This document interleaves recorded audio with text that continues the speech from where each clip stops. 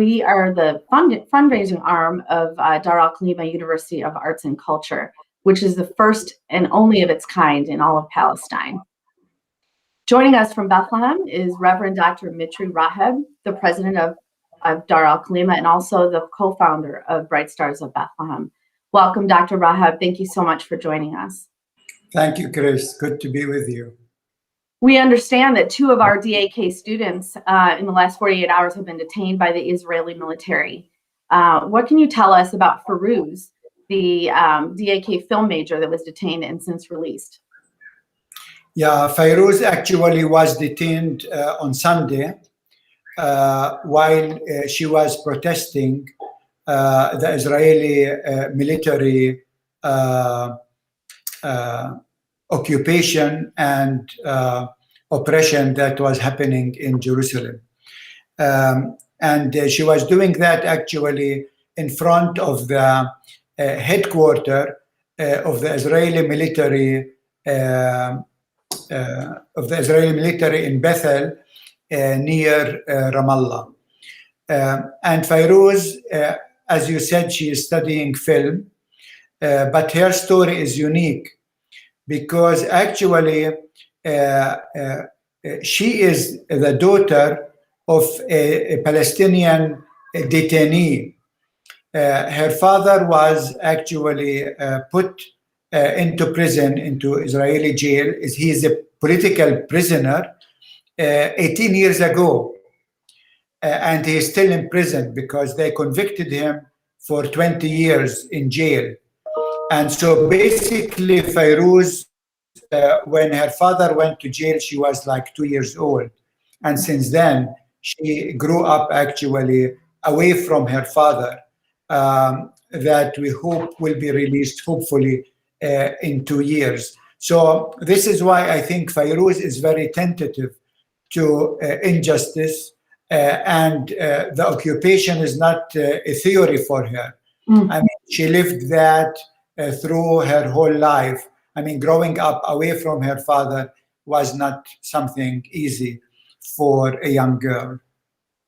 Absolutely. Thank you, Mitri. That's very heartbreaking. And I understand that we have a video that another bystander had videotaped her arrest. We're going to show that now.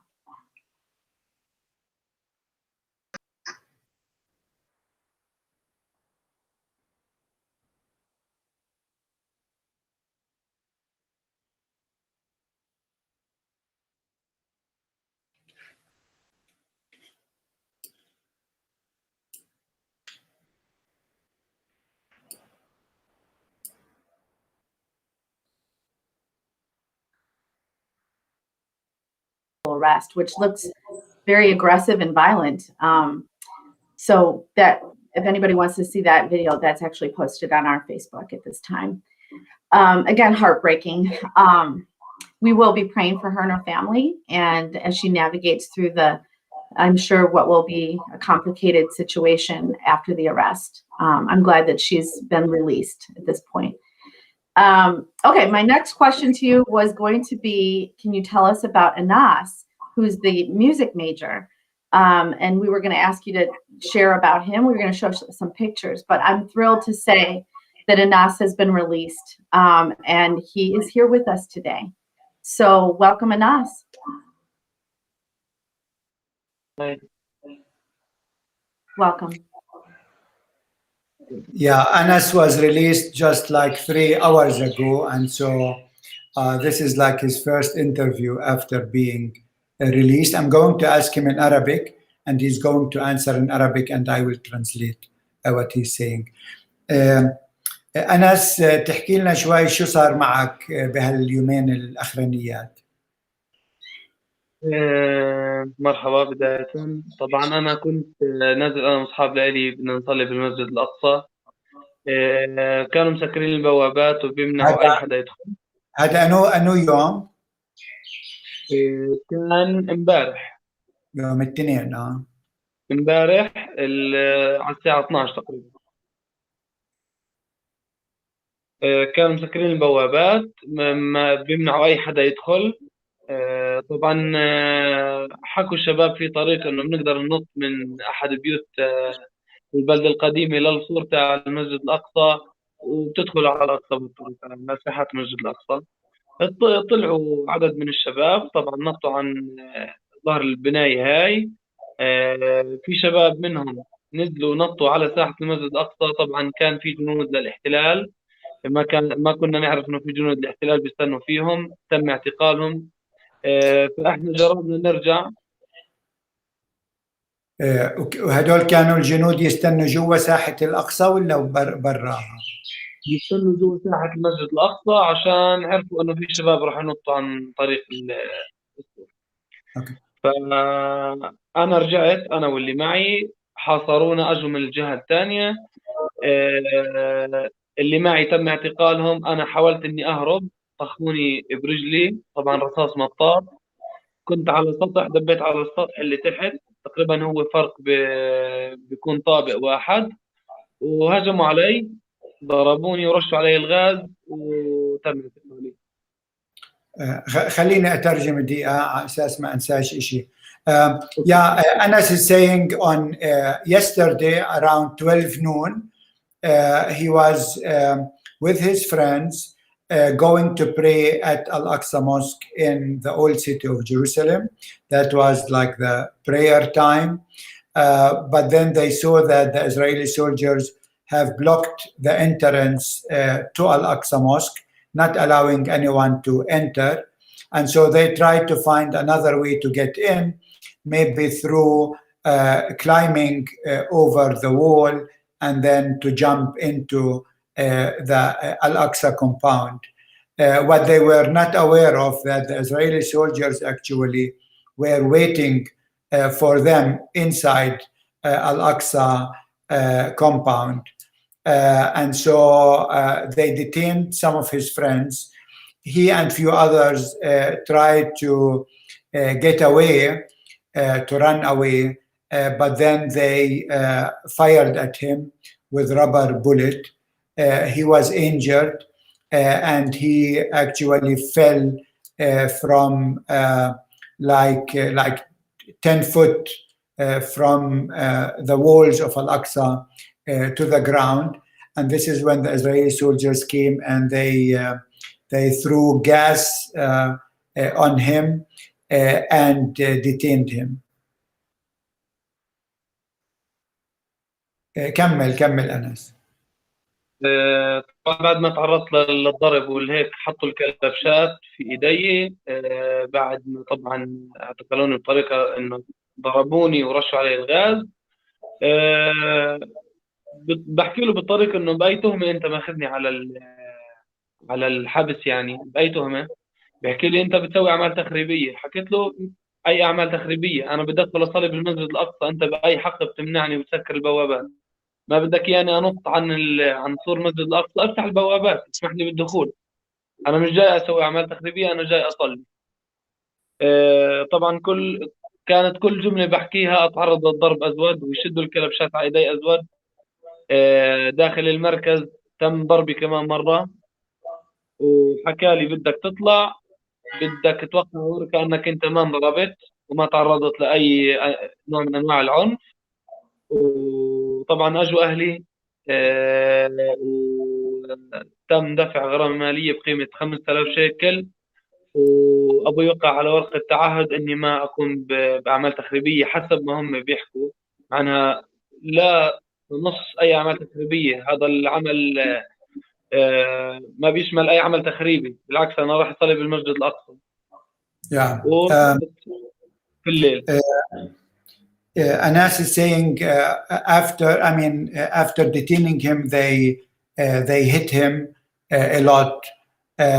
On the way to the prison, he asked the captain, on what charge are you actually detaining me? They told him, you are a terrorist. He said, what is terrorism? I was going to pray to Al-Aqsa Mosque. It is, the time of Ramadan. It's the time for prayer. We weren't doing anything. He continued repeating, you are terrorists. and they hit him a lot in the prison. And then his family with a lawyer came and they were able to bail him after paying 5,000 shekel. So that is Anas' story. تحب تضيف كمان إشي أنس؟ لا، بتمنى إنه الناس تشوف قديش الاحتلال ظالم وقديش بيمس فينا في وطننا وحتى في ديننا، وقديش عندنا الحرية محصورة جدا داخل البلد. والاحتلال بيبين للناس بطريقة أو بأخرى أنه هو منبع للسلام، منبع للاحترام، وهو العكس كذلك. هو يعني بيعامل الشعب الفلسطيني بطريقة جدا عنيفة، جدا عدوانة، يعني بعنف وبطريقة عدوانية جدا. وبس. تمام، شكرا أنس.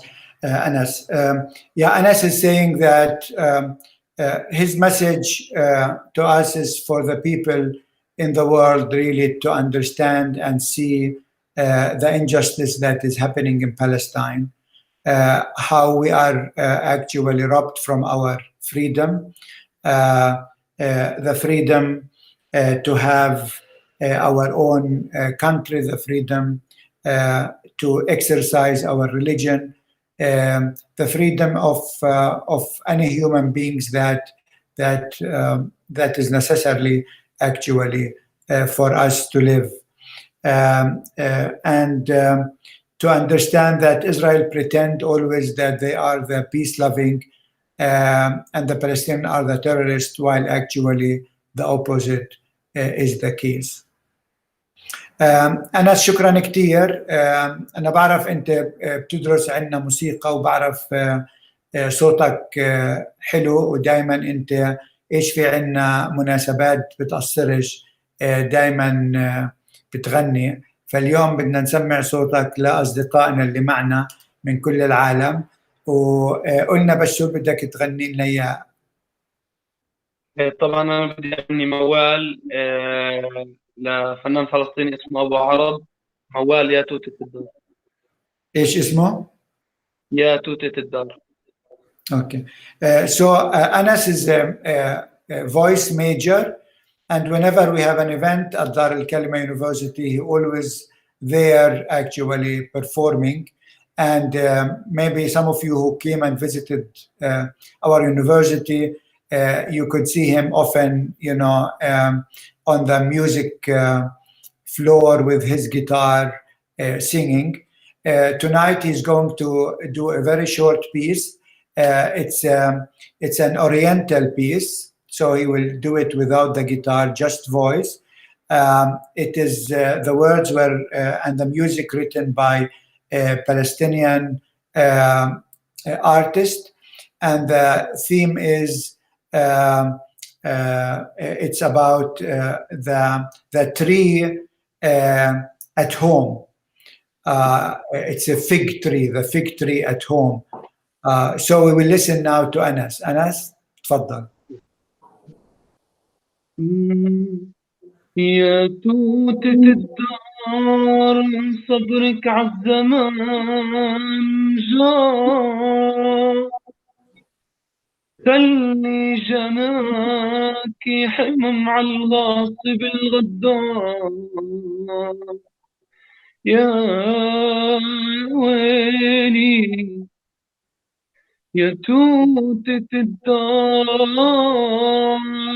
حلفتك بفرقتنا، خلي جناك حمم عالغاصب الغدار.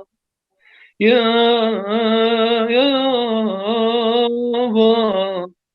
والله لزراعك بالدار، يا عود اللوز الخضر، واروي هالارض بدمي تتناور فيها وتكبر تكبر. يا ويلي. Thank you. يعطيك العافية. شكرا. You have to listen to him live, not via the internet. And the words are actually very powerful, very moving.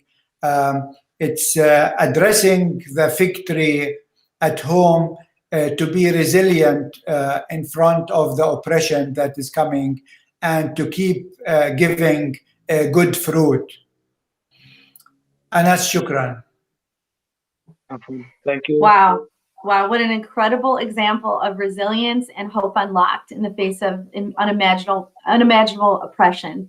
Thank you, Anas. Thank you so much for joining us. And I know you're going to stick around for questions. So at this point, one thing I do before Anas leaves at this point, Mitri, can you explain to the audience about something we spoke about earlier and you talked to Anas about regarding smiling?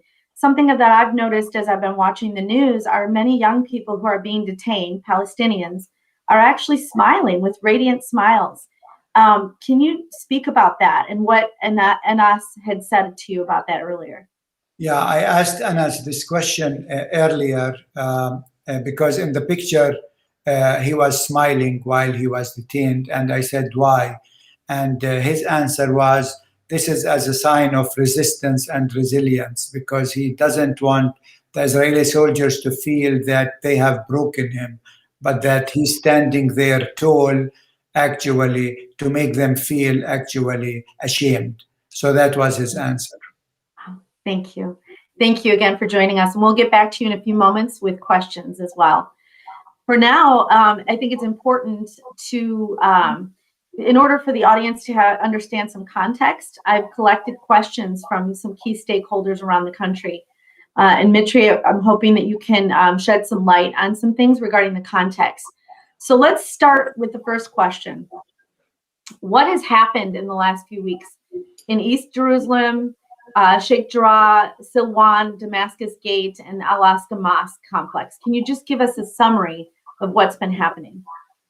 Yeah, I think it is really important for our friends in the US to understand what is happening in Palestine, because often you hear it's an Israeli-Palestinian conflict. It's really not a conflict. What we experience here is what we call settler colonialism.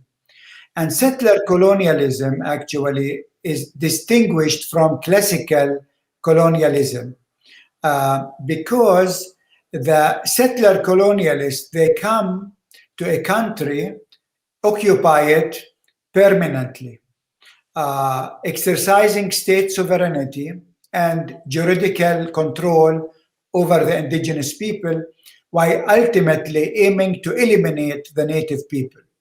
So that is what is really happening. So the native in settler colonialism, they become externals, aliens at home, while the settlers are cast as natives. Here, Israel actually used the Bible. To achieve this, settler colonialism developed very different mechanisms, ideological and biblical construct, and social narratives. So the indigenous land is described as empty or barren land, just waiting to be discovered, thus becoming the private property of the settler. The native people are depicted in racist construct as savage, violent terrorists, we heard it from Anas, while the settlers are portrayed as the civilized and brave pioneers. To defend the settler property from the savage, a police state is created and is granted extraordinary power over the native people, including power over their civil affairs.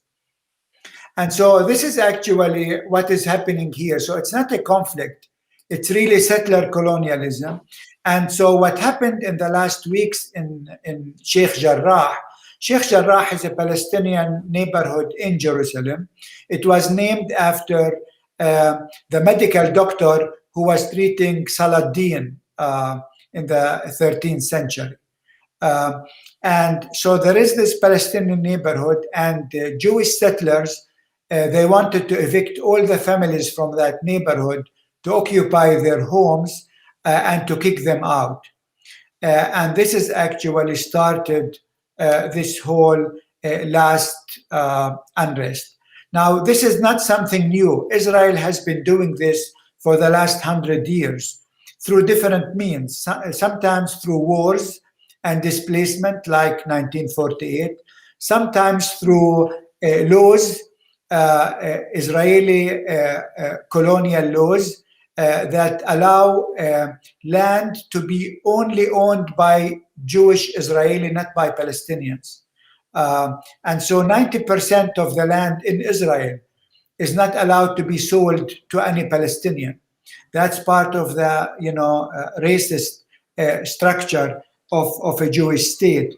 And sometimes through economic pressures, when they know some people are in dire need, they come and offer lots of money to buy their land. So it's different tactics, but one goal is to eliminate the native people, take their land, and kick them out in different ways.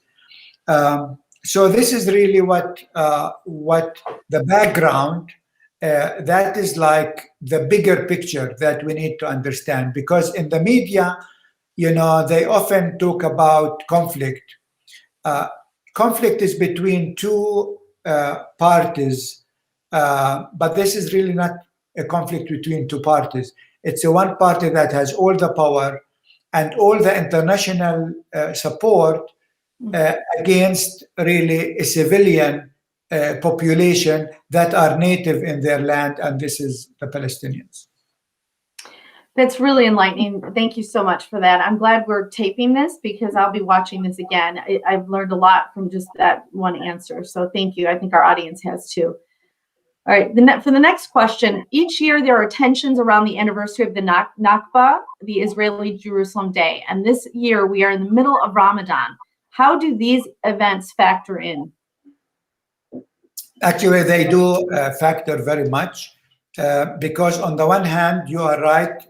Yesterday was the day when Israel and the settlers, Jewish settlers, they were celebrating the unification of Jerusalem. Unification of Jerusalem, meaning actually the occupation of Jerusalem in 1967. And they were planning to storm Al-Aqsa Mosque. While the Muslim Palestinians were celebrating their Ramadan, and one day earlier, it was the most holiest night in Ramadan, when the Muslim believe that is the night when the Quran was revealed to Prophet Muhammad. So you had basically here Palestinians celebrating their fasting month at Al-Aqsa Mosque, and Al-Aqsa is the third holiest place in Islam. And then you have the settlers who were actually celebrating the occupation of the city, which they call unification, and they wanted to storm the Al-Aqsa Mosque. Now, the thing is, actually what happened on Monday and yesterday proved that the city is very much divided. Jerusalem is, what this unrest proved is that the city is totally divided between two people. The one group, they have all the power and they have the supremacy, and the others actually, they don't have even access to their holy site. And the other thing actually, what this proved is that, whenever you come to attack people in their religious feelings, they will react and they will not let that happen. So religious feelings are actually very, very powerful. Thank you, Mitri. American credibility is very low right now in Palestine. The U.S. government has issued words of counseling, of restraint, of calm. The words feel shallow. What could or should Americans be asking of our government? Yeah, during the Trump administration and when President Trump recognized Jerusalem as the capital of Israel, actually neglecting that 1/3 of the people living in Jerusalem are Palestinians with no right. They are considered resident aliens. Although their fathers, grandfathers, their families' roots have been there for centuries, they are considered resident aliens, and so they can actually lose this status very, very easily. And the other thing is that when President Trump moved the embassy to Jerusalem against international law, he created, actually, instead of helping to solve the issue, he complicated the issue. And actually, for us Palestinians, this was blow in our face. So this is the Trump administration. The Biden administration, they did not agree with Trump, but they are busy with other things, with the pandemic, with China, with Russia, with unemployment, etc. And so Palestine is not really a priority right now for the Biden administration. My hope is that what happened in the last week in Jerusalem will make the Biden administration realize that they need to get involved and they need to straighten really what was the wrong that was done before. So that is my hope, my hope is that for the international community to stop managing the conflict rather than solving it. We really need peace, but we really need a just peace. This settler colonialism cannot continue, not only because it hurts us Palestinians, but also because actually it destroys the whole Israeli state. Yeah. Thank you, Mitri. What can we specifically as Americans ask of our government? Specifically, what should we ask? What should we demand? I think there are many things. One is, the U.S. gives Israel every year $3.8 billion without any strings. And there are today many members of Congress who are asking the administration to put strings, because some of these military equipment are used on daily basis against the Palestinians, against international law, against the human chart. And so this is something you can demand. You can demand for the Biden administration to get really involved to solve the conflict. You can ask them to resume their support for the refugees, for the infrastructure, for the medical hospitalization, for education, etc. Thank you. Let's be clear, $3.8 billion is what you said. $3.8 billion. Thank you. Now, the eruption of violence and 2 innocent students from Dar al-Kalima have been detained, obviously, Farouz and Anas. What is the situation for the other students and faculty? How are they being affected by this recent crisis? Very much so, because, what was happening in the last days actually mesmerized everyone, to keep watching the news, to see what's happening, to ask if their friends are okay. Movement was made very difficult, and people were afraid that, this might escalate to something which is much, much larger. Our students have been affected. Right now we are on holidays, so thanks God, because otherwise many students could not have maybe reached the university, the campus. But I want to tell you the story of another student, Saleh, from the film program. Saleh actually took it on his own to go to Al-Aqsa Mosque with his camera and to document day and night what was happening there, and to have a live stream 24/7 from inside Al-Aqsa Mosque, showing actually how the Israeli military went into the mosque, inside the mosque, how they actually tear gassed the people inside the mosque, and how also the young people were actually resilient, protesting. And so it's amazing that a student like that was able to do such an important work. If you see him, he has his own YouTube channel with over 100. And we have access to that, so we'll post that on our Bright Stars. Yeah, with over talk about creative resistance. I mean, that is using his talent, his art, to resist in a creative way. That's an amazing story. That's and actually, Chris, you can see he has over 170,000 followers. So I mean, okay. We will absolutely forward that or post that on our site as well, so everyone can see. Thank you for that. Okay, how do you teach about justice and hope and support your students in such a moment?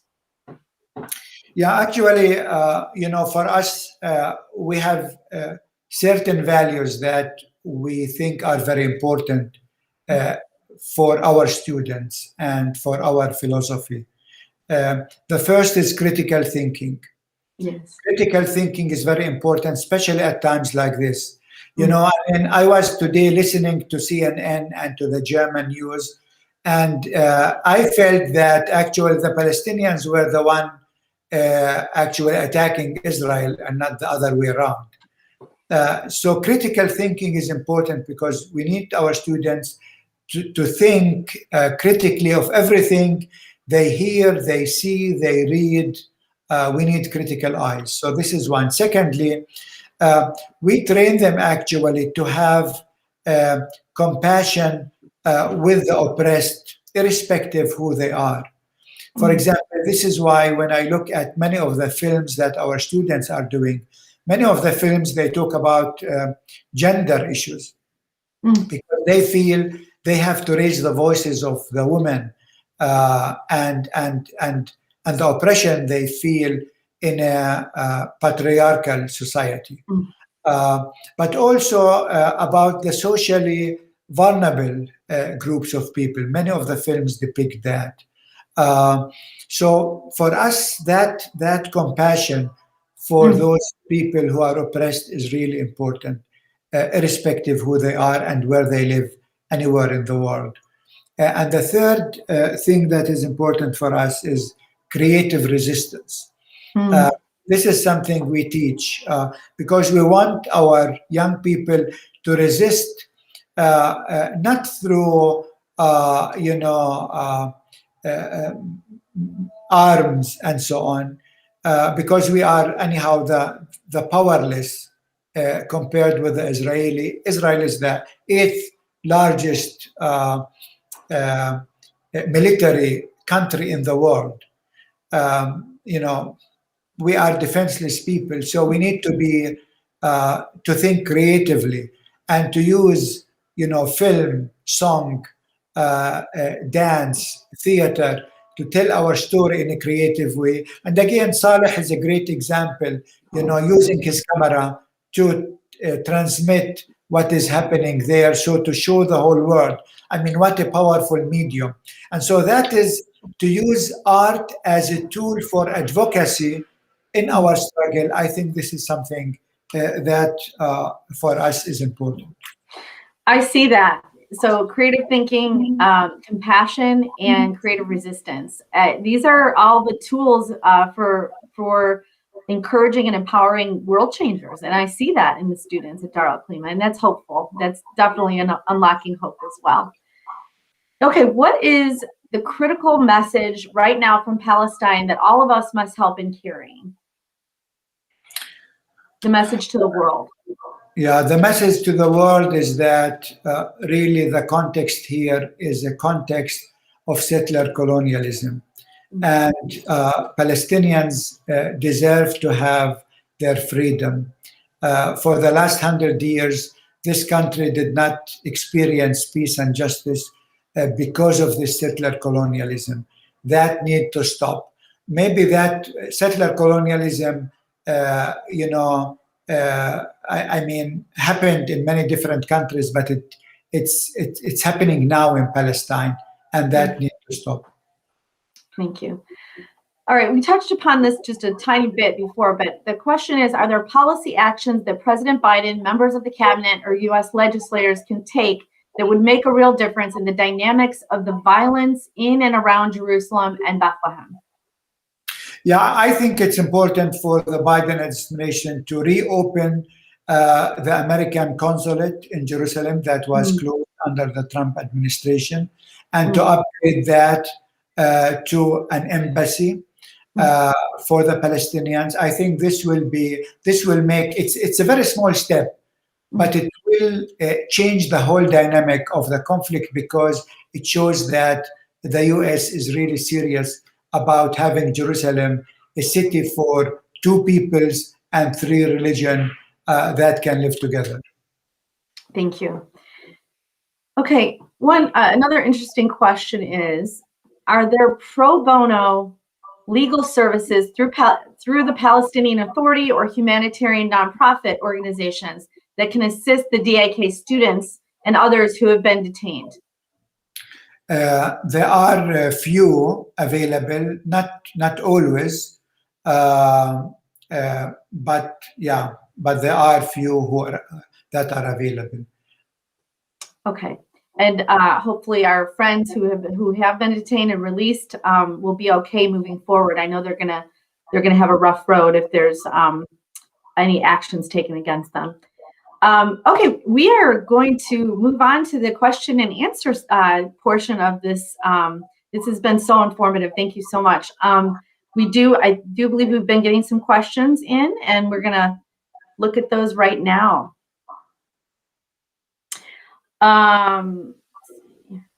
What preceded the arrest of Firuz? Why was Firuz arrested? And I realize at times there's really no rhyme or reason why people are being arrested, or not for valid reasons. But do you have any a little bit more of her story?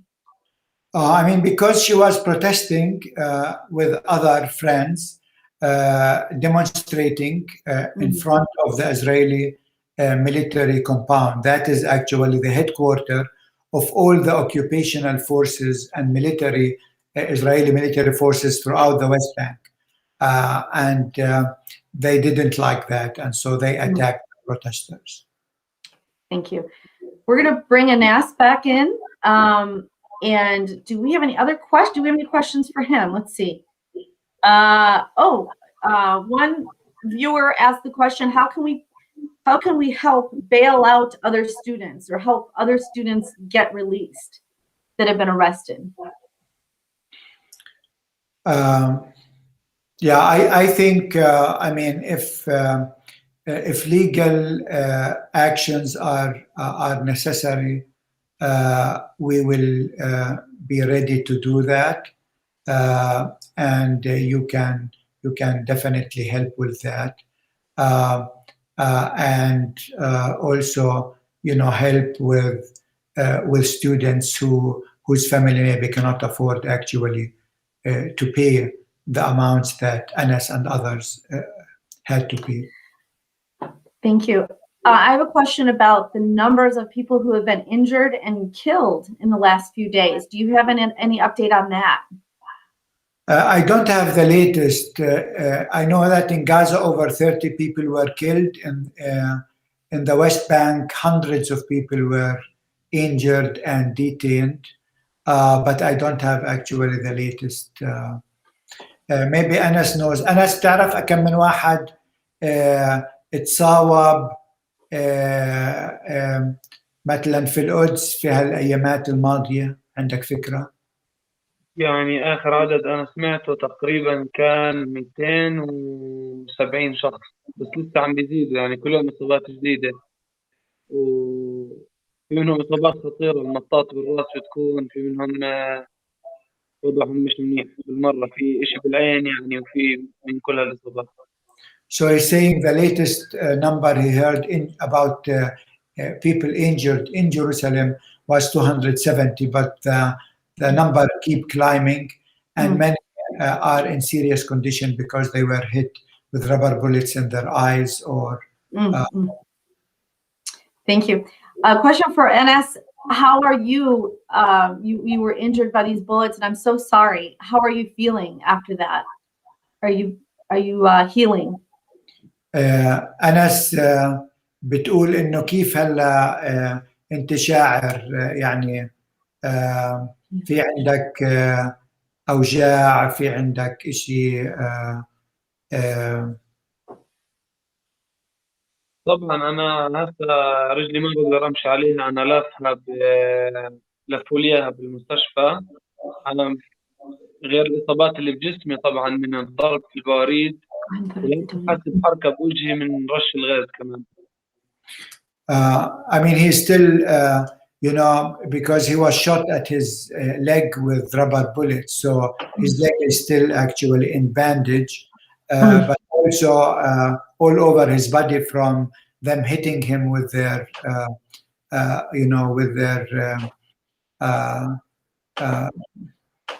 so on all over his body he has like, I'm not sure what the English word for that.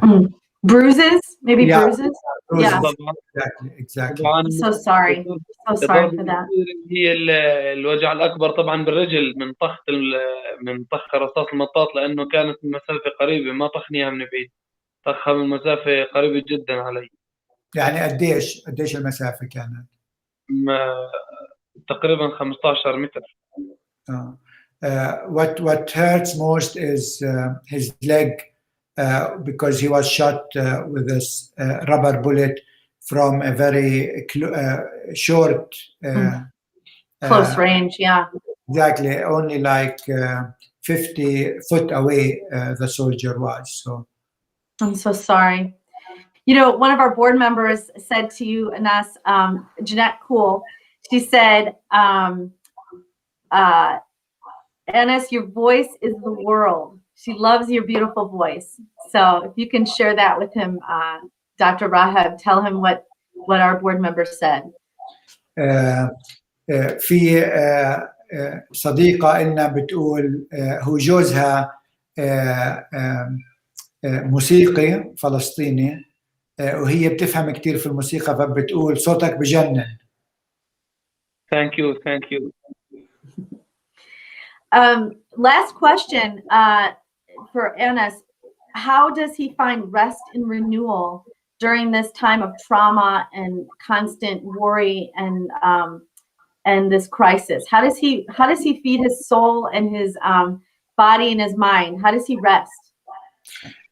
كيف أنت أنس هلا بتلاقي الراحة؟ كيف أنت بتقدر تعود ترجع قواك الجسدية بس كمان نفسياتك وهيك؟ شو ممكن تعمل حتى تسترجع عافيتك كاملة؟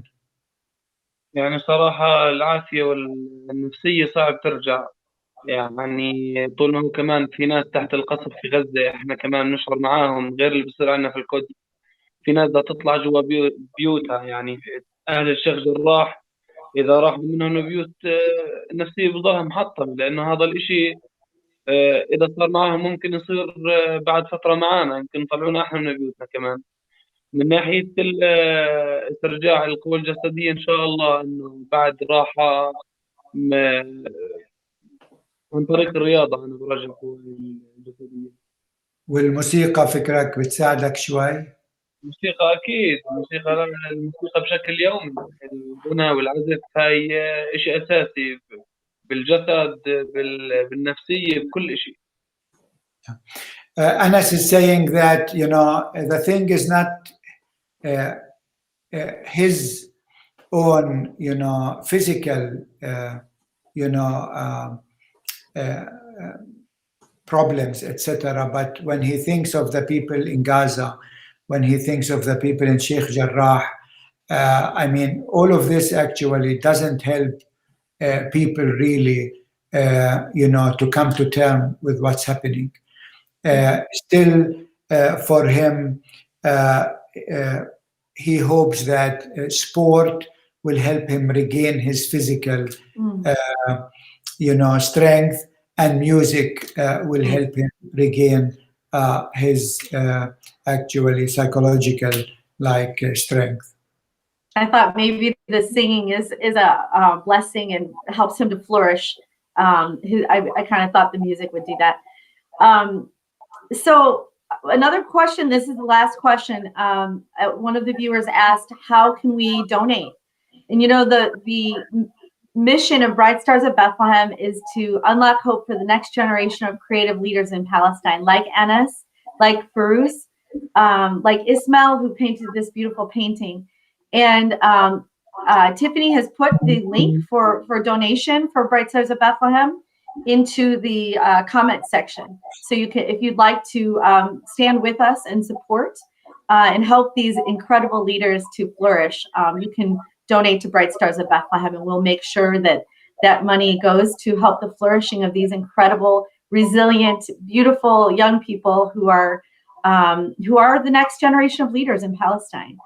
I want to thank you, Anas, for spending time with us today. Thank you so much for sharing your story.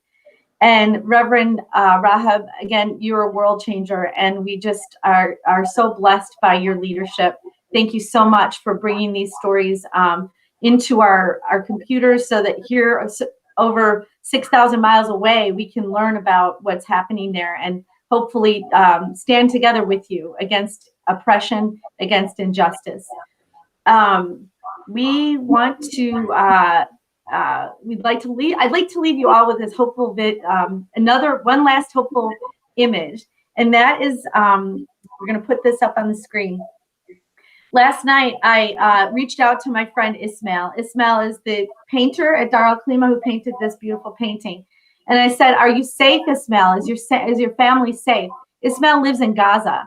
And he wrote back to me and he said, "The bombings are happening. It's very terrifying." And he said, and then he sent me this picture, and I believe he was on his roof. So he was on his roof at the moment that the bombings started happening in Gaza. And he was making this beautiful creation when he looked up and saw the bombings. So to me, this image right here is just a perfect example of hope unlocked, of this young man who is there in Gaza amidst all of this trauma, and he is doing his art. He is doing creative resistance amidst the actual bombing. So wanted to leave you with that image, and I wanted to thank all of you who joined us today. Thank you for standing with us. Thank you for your support. Thank you for unlocking hope, and please continue to support Bright Stars of Bethlehem, and please join us in praying for our friends in Palestine. Thank you so much, and God bless you. Take care.